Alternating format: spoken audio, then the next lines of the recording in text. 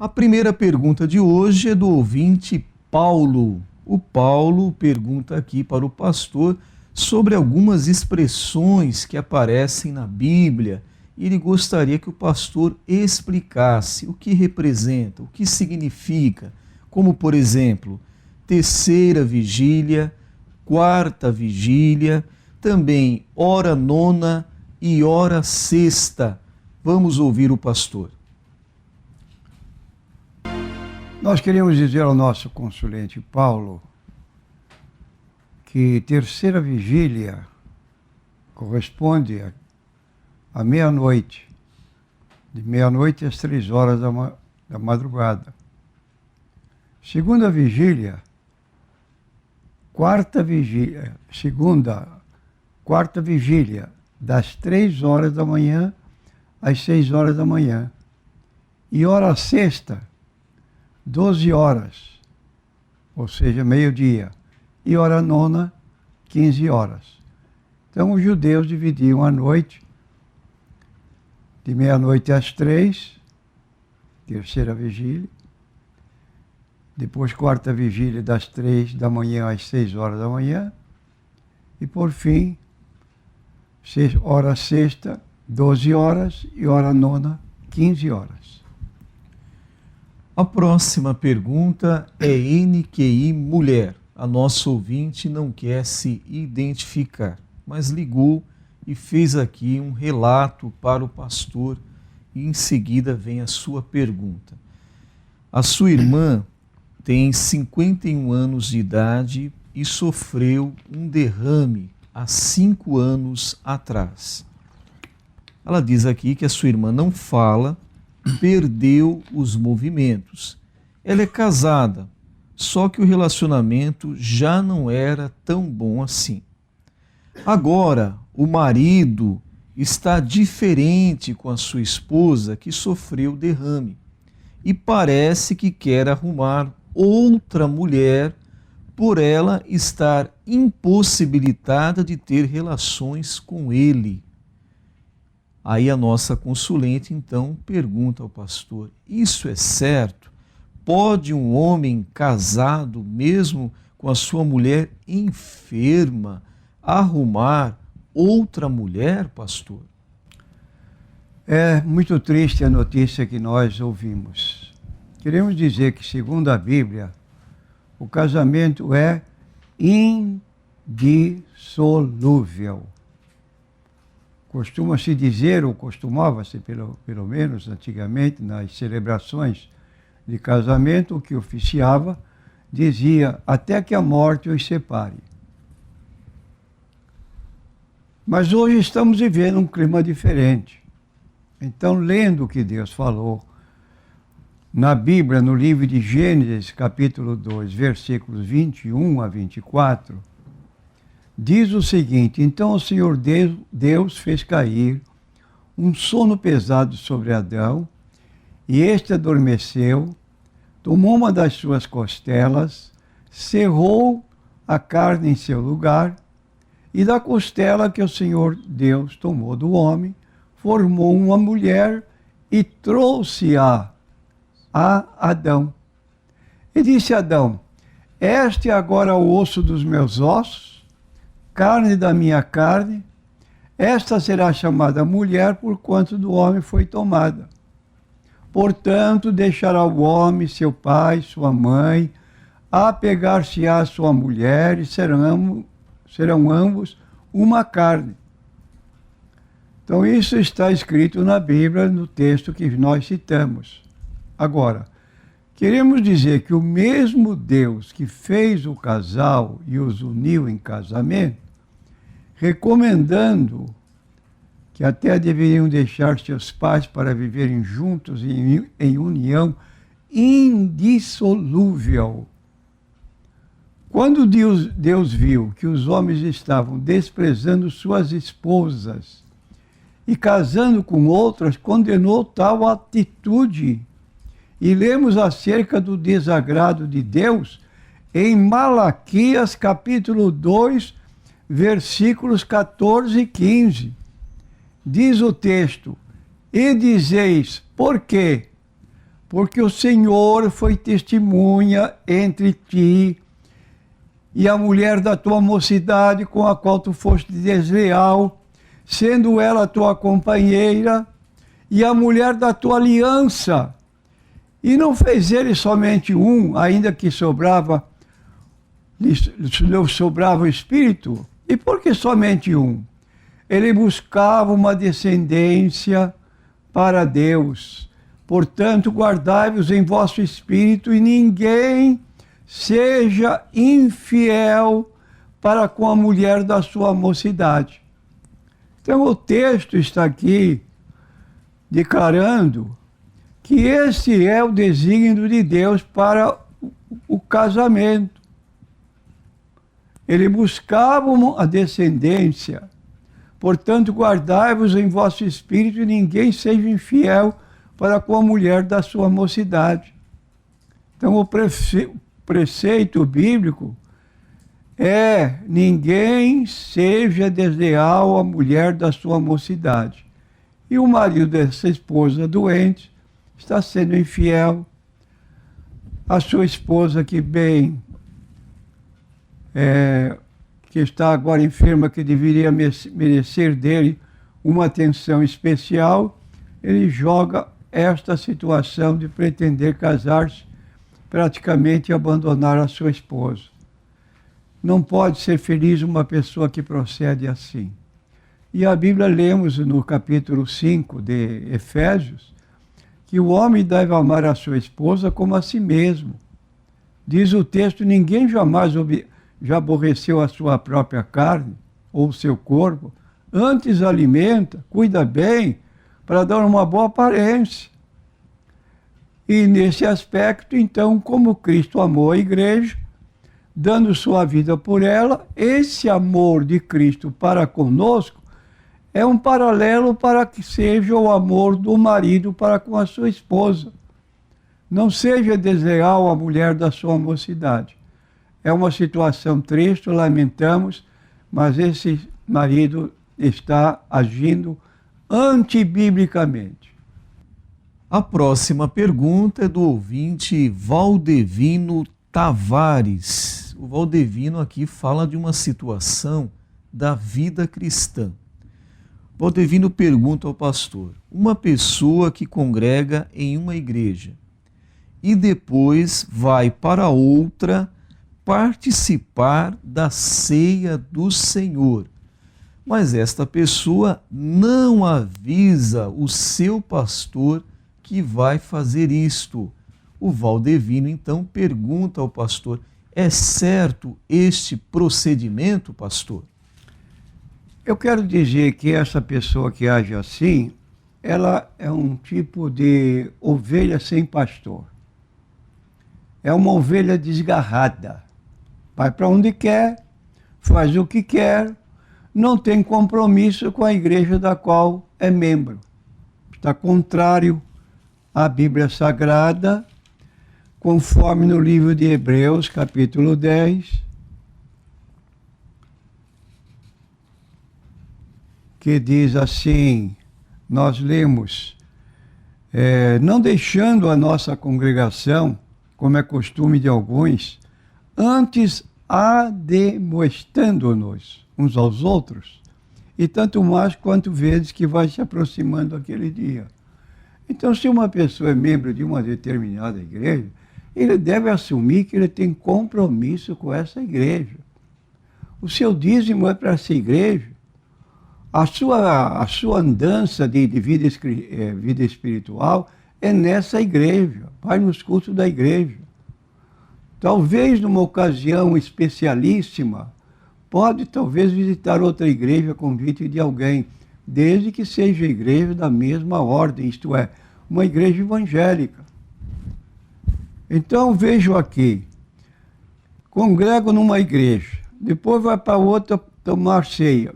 Quer dizer, o pastor dessa igreja, onde ele apareceu para tomar ceia, analisou se este moço, essa pessoa está em comunhão com a sua própria igreja, porque nós fazemos isso. Tem visita na igreja, quer participar da nossa ceia, Qual é a sua situação diante da igreja da qual é membro? Está em comunhão com a igreja? Está em ordem com a igreja? Porque se não tiver, não vem tomar ceia aqui, porque nós não vamos dar. Isso é fugir à ordem da própria ceia. Examine-se o homem a si mesmo, e assim coma deste pão, beba deste cálice, porque o que come e bebe indignamente, come e bebe para a sua própria perdição. Então há um exame preliminar que precede a ceia, a participação. Se a pessoa no exame pessoal vir que não está dentro do padrão da Bíblia, recusa o cálice quando for distribuído, como também o pão. Agora, deixar a sua igreja, que um dia celebra a ceia em determinado tempo, para celebrar ceia na igreja do outro, e viver como se fosse ovelha sem pastor, não dá ciência para o pastor das suas ações nesse particular. Esse nosso irmão aqui precisa de aconselhamento pastoral. A próxima pergunta é NQI Mulher. A nossa ouvinte não quer se identificar. E a sua pergunta também é sobre a vida cristã. Ela faz aqui um relato sobre uma pessoa que era casada e depois se divorciou. Depois de divorciados, depois de um tempo, eles voltaram a se encontrar e até de conviverem juntos, viverem como aquela vida que tinham antes quando eram casados. E aí a consulente pergunta: está certo isso, pastor? Estão na obra de Deus, na casa de Deus, fazendo a obra. Está correto esse proceder? Eram casados, se divorciaram e agora voltaram a viver juntos como se ainda fossem casados. Bom, o que interessa saber para poder opinar é se esse divórcio foi legal. Divórcio legal é aquele que é feito perante o juiz de paz, com testemunhas do lado, com certificado do ato. Então, é um divórcio legal. Agora, depois de separar-se, legalmente, voltar a viver juntos, sem ratificar, que eu acho que é possível, ratificar o casamento de novo, perante as autoridades, mas simplesmente viverem juntos, estarem com a situação ilegal, dado o seu certificado de divórcio, isso é viver maritalmente. E viver maritalmente é fora do propósito bíblico. Chama-se isso, de acordo com a Bíblia, no capítulo 7 de 1 Coríntios, é viver na prostituição. E eu quero ler esta parte que está assim dita, que exatamente o casamento é para viver, evitar o convívio sem uma legalidade. Capítulo 7, versículo 1. Ora, quantas coisas que me escrevestes, bom seria que o homem não tocasse em mulher. Mas por causa da prostituição, isto é, viver com uma mulher que não é sua esposa legítima, de acordo com documento passado em cartório, por causa da prostituição, cada um tem a sua própria mulher e cada uma tem o seu próprio marido. O marido paga à mulher a devida benevolência e da mesma sorte a mulher ao marido. Então aqui está, para evitar a prostituição, cada um tem o seu par. Mulher tem o seu marido tem a sua mulher. Aí está legal, à luz da Bíblia, dentro do casamento. Mas desfazer o casamento, viver juntos de novo, estão agindo maritalmente e estão em desacordo com a Bíblia. E no livro de Hebreus declara: o casamento seja por todos honrado. Então, volte a casar-se para continuar vivendo juntos. Muito bem, agora a nossa pergunta é sobre o tabagismo. Nós temos visto aí muitas vezes campanhas fortes contra o tabagismo. Então eu pergunto ao pastor agora, por que pastor, não se deve fazer uso de qualquer tipo de tabaco, ou seja, o mascado, ou na forma de cigarros até, cachimbos, ou mesmo a maconha, pastor? Um cristão, de acordo com a Bíblia Sagrada, seu corpo é o templo do Espírito Santo. Veja o que a Bíblia declara a respeito do nosso corpo. Está escrito em 1 Coríntios, capítulo 3, versículo 16 e 17. Não sabeis vós que sois o templo de Deus e que o Espírito de Deus habita em vós? Se alguém destruir o templo de Deus, Deus o destruirá, porque o templo de Deus que sois vós é santo. 1 Coríntios capítulo 6, versículo 20. Porque fostes comprados por bom preço, glorificai, pois, a Deus no vosso corpo e no vosso espírito, os quais pertencem a Deus.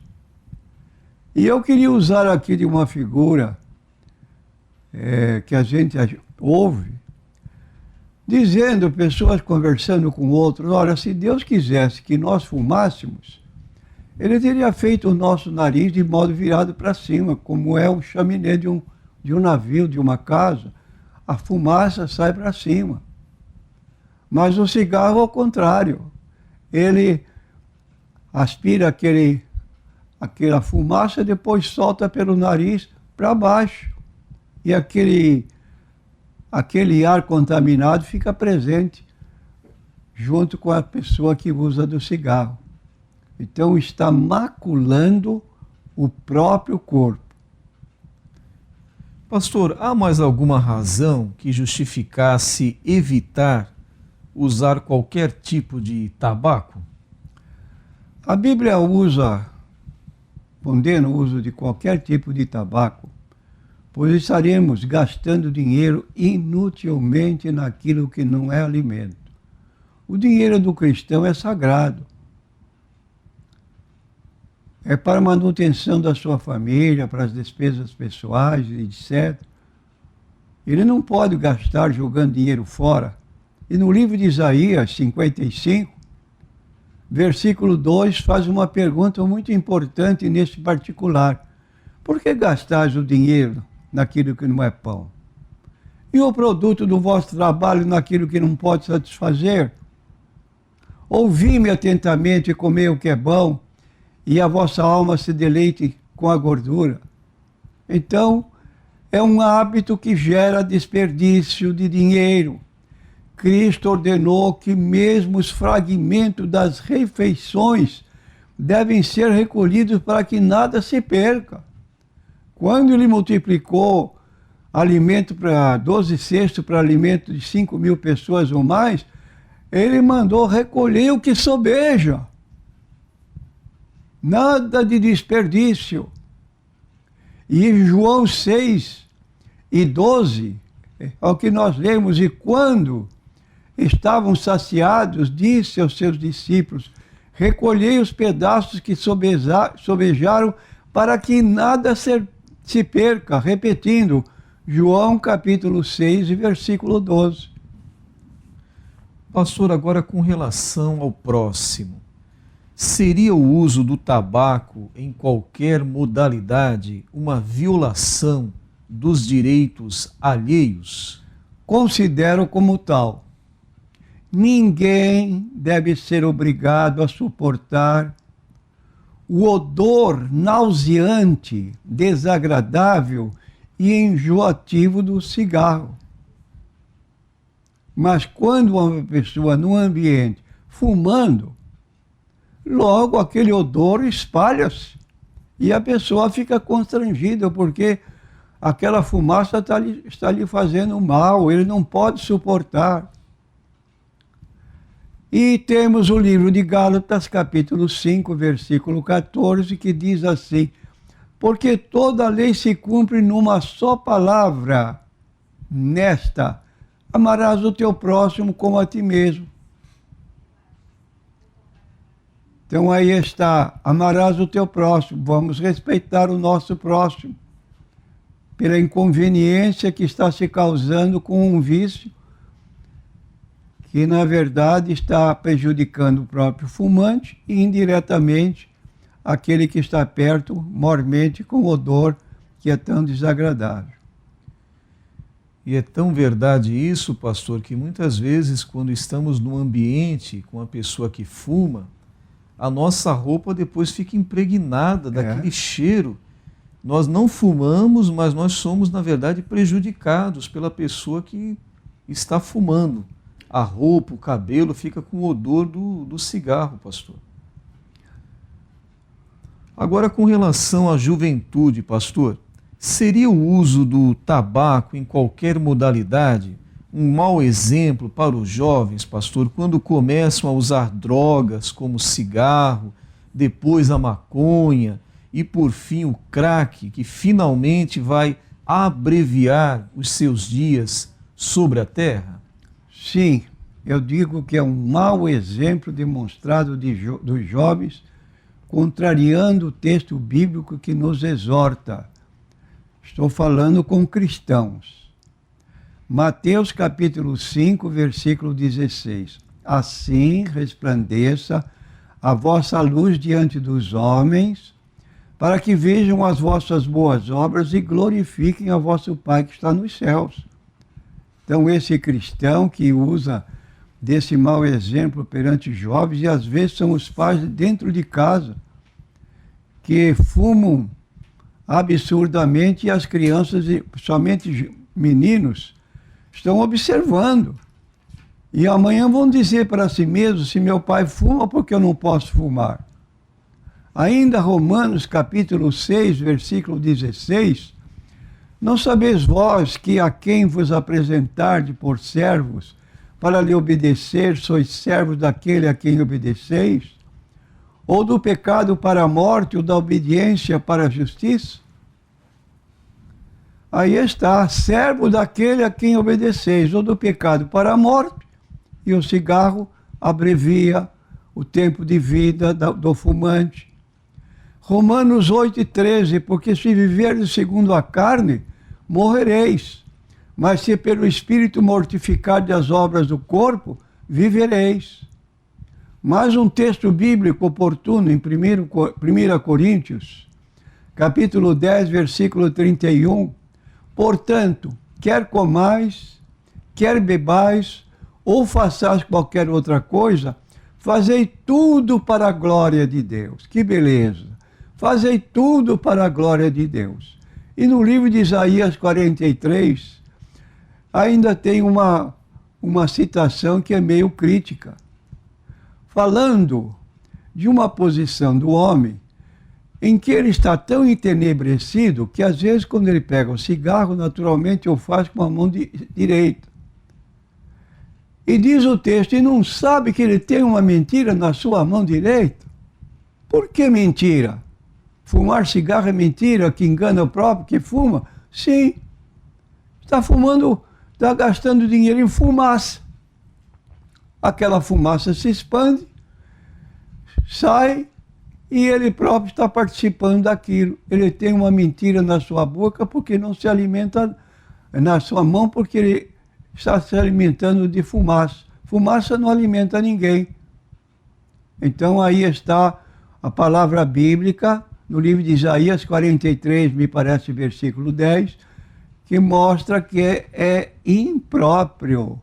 Até a própria pessoa está respirando aquela fumaça, pega o cigarro com a mão direita, entre os dedos, e começa a fumar, e aquela fumaça vai indo, e ele vai gastando o cigarro, quando ele vê só tem a pontinha do cigarro que joga fora para não queimar os lábios.